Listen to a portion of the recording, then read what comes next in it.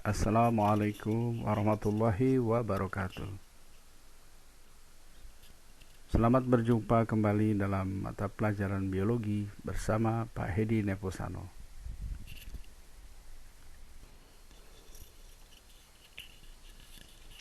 Kali ini kita akan mempelajari tentang keanekaragaman hayati.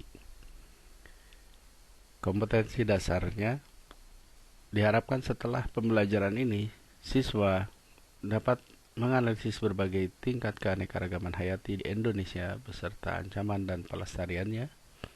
Siswa dapat menyajikan hasil observasi berbagai tingkat keanekaragaman hayati di Indonesia dan usulan upaya pelestariannya.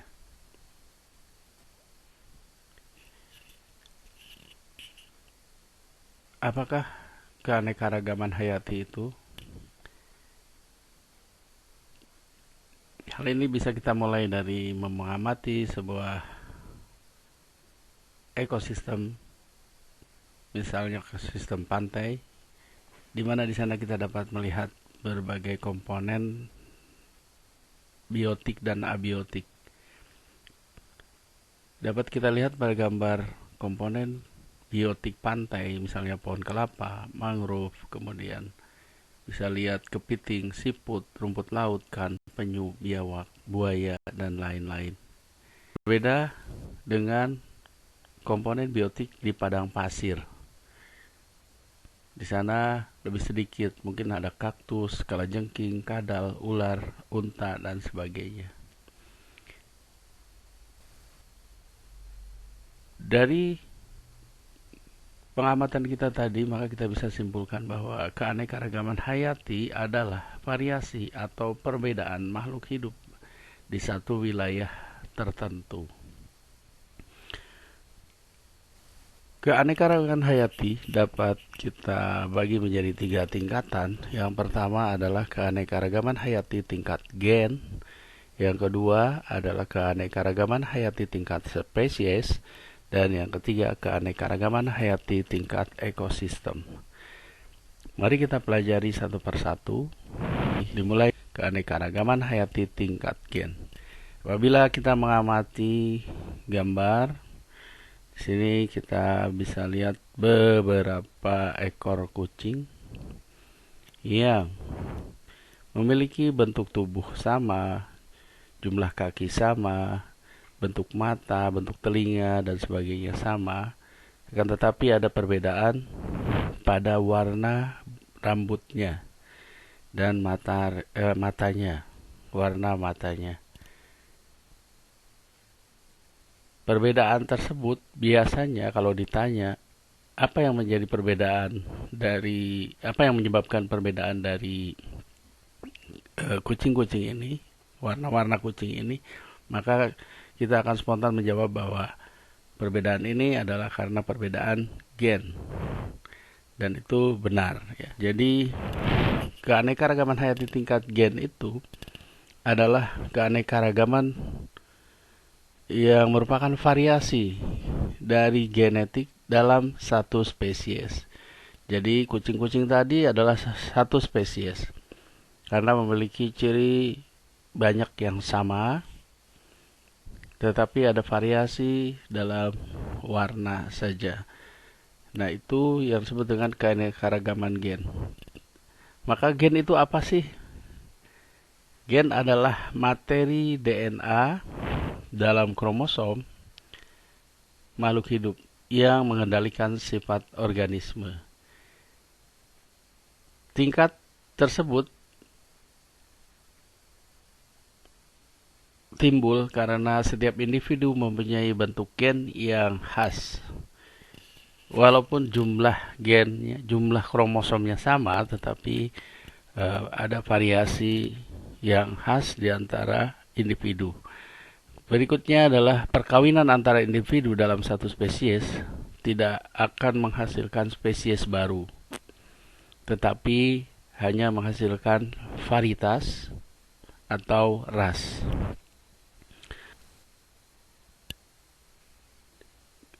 Contoh keanekaragaman hayati tingkat gen, salah satunya adalah perbedaan varietas pada padi atau Oryza sativa. Kita mengenal banyak jenis padi dari produknya, dari berasnya. Ada beras merah, ada ketan hitam, ada beras biasa, ada beras ketan, ada beras Jepang dan sebagainya.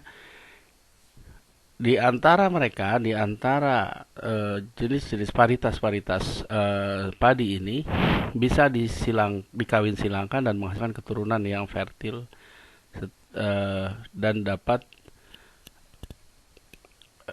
terus menurunkan keturunannya. Nah, itu inilah yang disebut dengan varietas. Karena mereka adalah dalam satu spesies. Jadi contoh pertama adalah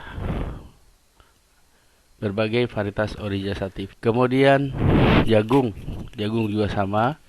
Kalaupun terjadi perbedaan dalam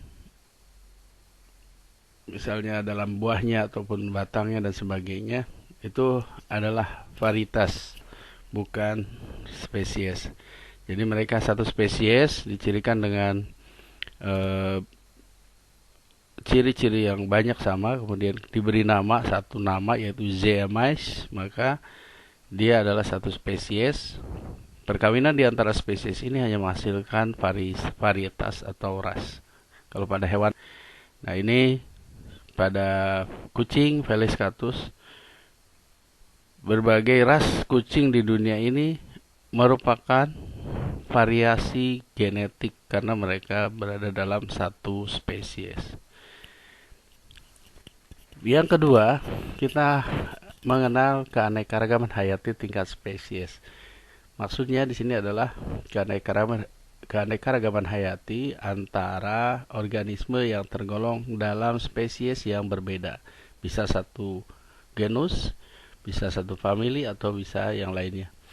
Tingkatan tersebut karena setiap spesies mempunyai jumlah kromosom yang berbeda.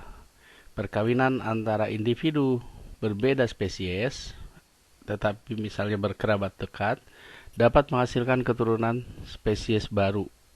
Namun spesies tersebut steril atau tidak dapat menghasilkan keturunan berikutnya. Sehingga di akhir masa hidupnya punahlah spesies baru itu. Contoh dari keanekaragaman tingkat spesies adalah berbagai jenis kacang. Di Indonesia semua disebut kacang, seolah-olah mereka itu satu jenis, padahal mereka berbeda jenis.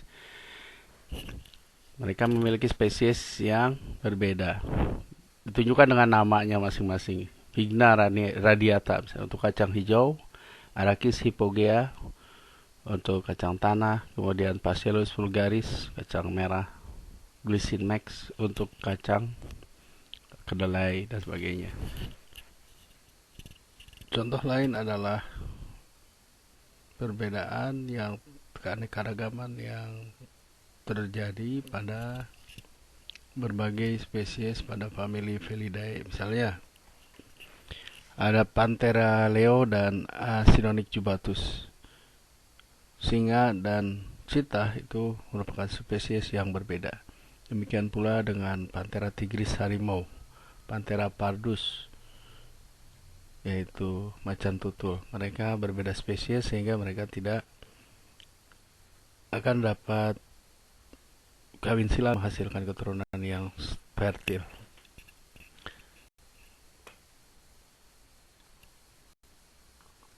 Contoh berikutnya untuk keanekaragaman hayati tingkat spesies adalah pada jeruk.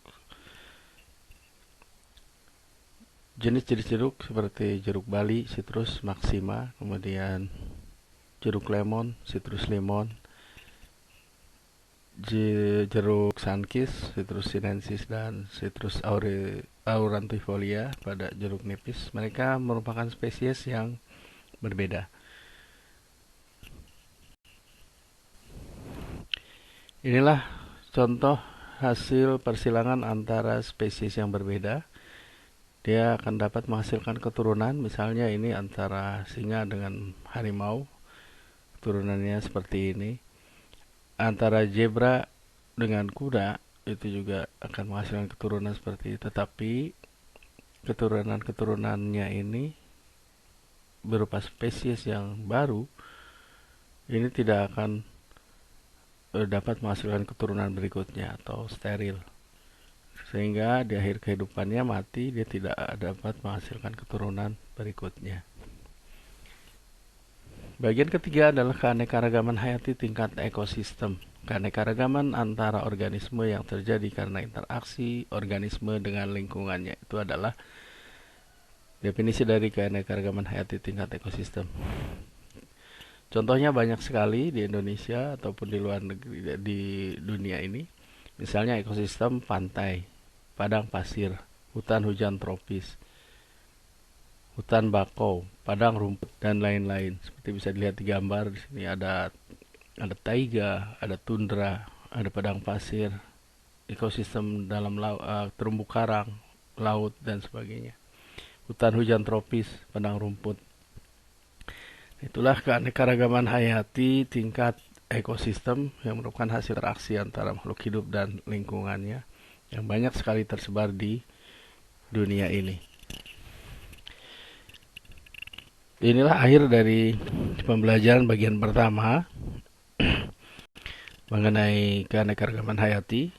Bagian berikutnya adalah mengenai keanekaragaman hayati di Indonesia, akan kita bahas di video berikutnya. Untuk sementara sekian pembelajaran kali ini. Terima kasih atas perhatiannya. Assalamualaikum warahmatullahi wabarakatuh.